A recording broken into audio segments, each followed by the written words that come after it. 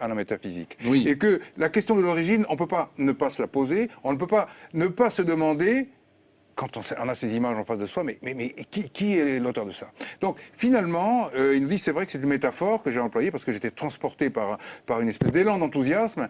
Cette métaphore m'a valu quelques ennuis auprès de la communauté scientifique, mais aujourd'hui je ne la renie pas, au contraire, j'ai très souvent répété que finalement, il faut frapper les esprits avec quelque chose qui est encore plus frappant. C'est-à-dire, en fait, une image qui permette de... Il y a autre chose, c'est que finalement, il entre dans le sillage d'une grande tradition chez les grands scientifiques. Par exemple, Einstein. Einstein, en 1936, un jour, a vu apparaître devant lui un enfant, il était à Princeton, et cet enfant lui a demandé « Maître, est-ce que vous croyez en Dieu ?»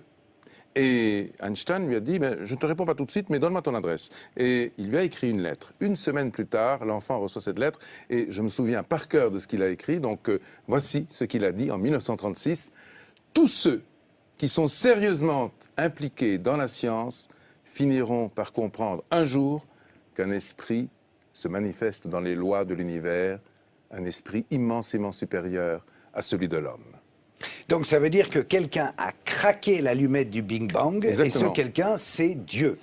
Alors, ça pose la question. Ça pose la question. Parce que, voilà, d'ailleurs, à propos de l'allumette, le grand Stephen Hawking pose une belle question. Il dit, mais qui donc a mis le feu aux équations? C'est vrai, qui a mis le feu aux équations? On constate deux choses quand on regarde le Big Bang. Et ceux qui aujourd'hui, avec le satellite Planck, et hier avec le satellite Kobe, donc c'était George Smoot en 90, tous ceux qui ont contemplé cette première lumière se posent la question. Il y a un immense torrent d'énergie qui se déverse dans le vide, qui se déverse dans le néant au moment du Big Bang. Mais d'où vient cette énergie? C'est la première question. Et deuxième question, on voit qu'à ce moment-là, tout est extrêmement bien réglé. Les grandes constantes de la physique sont déjà là. Il y a à peu près une vingtaine de chiffres qui sont là. Si on change un seul chiffre à la 20e décimale, tout s'arrête. L'univers ne peut pas naître, évidemment, il ne peut pas engendrer la vie. Donc, il y a quelque chose qui a réglé les choses. Un code cosmologique. Exactement. C'est le grand apport de votre livre, Le visage de Dieu, de même qu'un être humain a un code ADN, eh bien, il y a un code cosmologique qui a régi tout ça. Voilà. Et ce code cosmologique, ne peut pas être le fruit du hasard. Mais non. C'est exactement ce que nous disons. Lorsque Stephen Hawking, que tout le monde connaît, se demande « mais qui ?» a donc mis le feu aux équations, il présuppose que les équations sont déjà là au moment où on craque l'allumette. Et nous disons exactement la même chose. Nous disons, et ça c'est en fait, nous avons passé à peu près 10 ans à réfléchir et à travailler sur ces questions-là au travers de nos thèses, une thèse en mathématiques pour Eshka et en physique théorique pour moi. Nous sommes allés au fond de cette question. Et en réalité, ce que nous voyons, ce que nous avons vu à travers les équations, à travers des théories mathématiques, comme les groupes quantiques que Eshka a utilisées pendant des années, eh bien, ce que nous avons vu, c'est en effet une série d'instructions mathématiques qui préexistent à l'univers physique. Ce sont les équations dont parle Stephen Hawking. C'est un ensemble, si on peut dire, de constantes universelles qui donnent naissance aux lois qui elles-mêmes permettent à l'univers et à la réalité qui nous entoure d'exister sous la forme que nous lui connaissons. Donc autant de grandes règles qui vont régir le monde et tout ce qui l'adviendra ensuite, et qui sont contenues dans une tête d'épingle en réalité. Qui sont contenues, je vais vous dire dans quoi c'est contenu, ce qui est extraordinaire, d'ailleurs ça correspond bien à notre émission d'aujourd'hui, à notre rencontre avec vous. Mon cher Karl, c'est contenu dans ce qu'on appelle le point zéro, c'est-à-dire... Champagne. Ben oui, vraiment. Champagne, je viens de comprendre à quoi je servais. Ici, là, en face de vous. Il l'a toujours su. Il l'a toujours su. Je le savais, mais vous avez un détracteur qui dit le fait qu'il y ait il s'appelle Christian Nietschlem, et il dit le fait qu'il y ait un commencement n'implique pas forcément l'existence d'une divinité créatrice. La mécanique quantique nous montre qu'à partir de rien, il peut parfaitement apparaître quelque chose. Alors là aussi, je m'étais dit, j'en suis un exemple vivant. Non. Non, là, on est complètement pas d'accord avec cette, non. Alors que dit ce monsieur? Il dit que ça s'est produit tout seul. Oui, mais bien sûr, mais ça c'est l'autre thèse. Quand on veut refuser effectivement la causalité suprême, on va invoquer les fluctuations quantiques. Mais les fluctuations quantiques, elles doivent bien se produire à partir de l'instant où on les évoque. Elles se produisent à partir de certaines contraintes qu'on appelle des lois, qui sont les lois quantiques.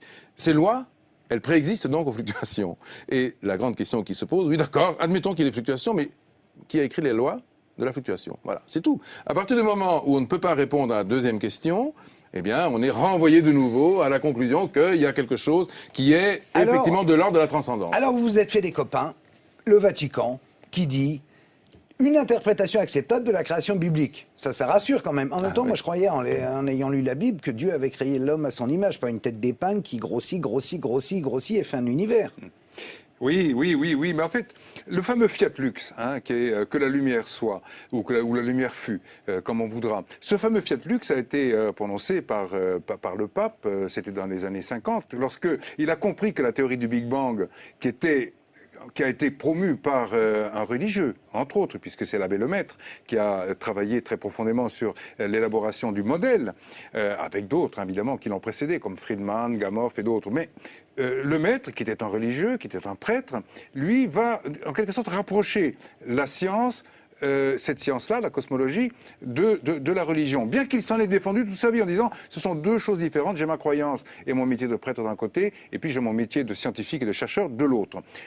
Mais en revanche, donc le pape Pie XI, non c'était Pie XII, s'est précipité d'une certaine manière sur cette découverte en disant Fiat Lux, la lumière a jailli, et à partir de là, il a conforté la théorie du Big Bang en disant c'est la théorie la plus compatible, si on peut dire, avec la croyance religieuse, parce qu'elle implique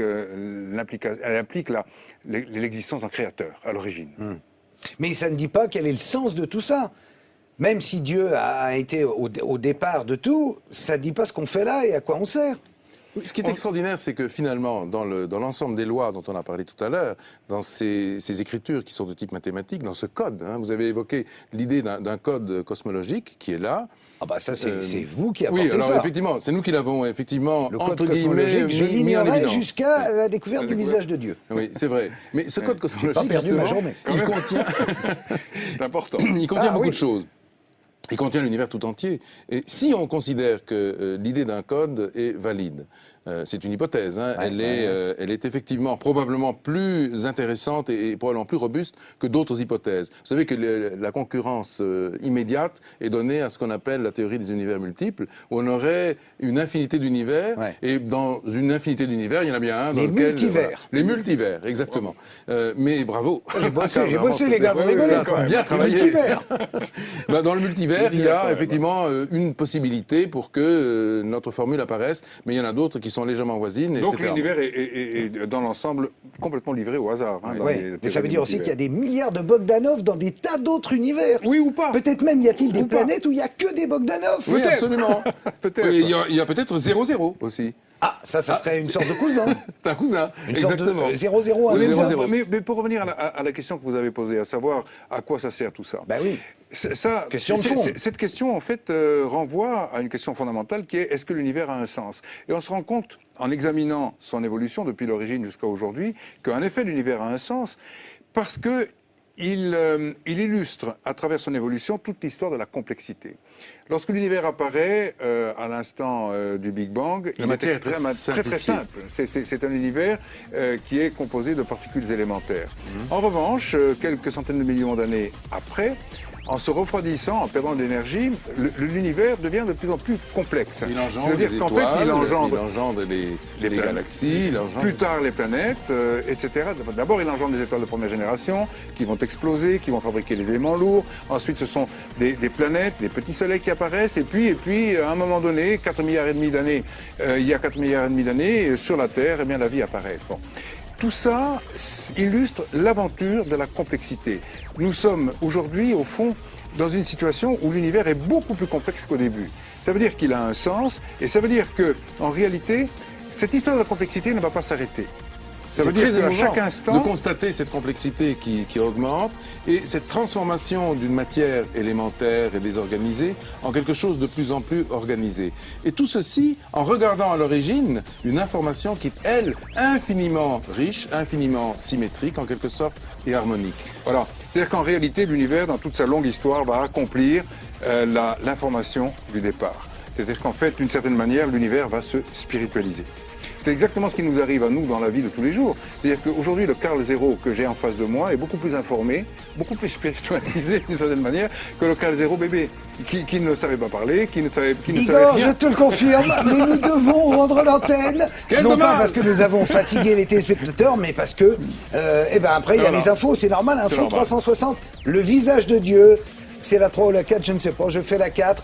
Un livre absolument formidable à lire d'urgence, c'est à la fois poétique et en même temps très informé. Vous l'avez vu. Et simple.